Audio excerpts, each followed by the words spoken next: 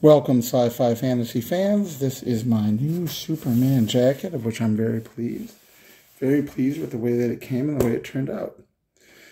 So I have a couple of shows, and I may have to edit my playlist. I watched a couple of shows that were not necessarily science fiction or fantasy that I wanted to do a review of. I've been going through and doing 80s TV shows, some of which I grew up with, some of which I kind of watched, and some of which were popular, but I never watched at all. Today, right now, The Dukes of Hazzard. I know it's kind of weird with all the superhero get up.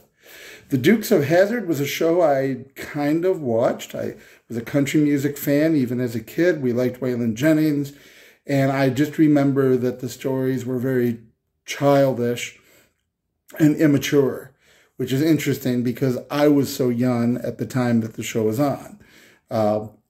Nevertheless, what was interesting in going back now and watching the pilot episode, it's a very cleverly written story.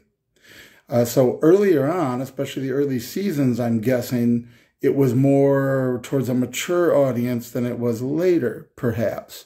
I don't know. But so the story is very, very cleverly written. It opens with a chase scene that gets your attention. It kind of goes back. It gives you the story of the slot machines that are being brought to town by Roscoe to do some illegal gambling and make money because the people keep voting down his pension and benefits because they don't like him.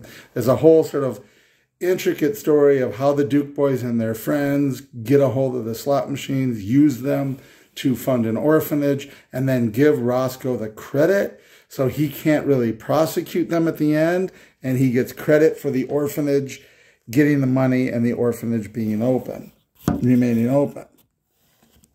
Very clever. Again, the way that it comes together, it has all of the usual shticks that they will use throughout the series.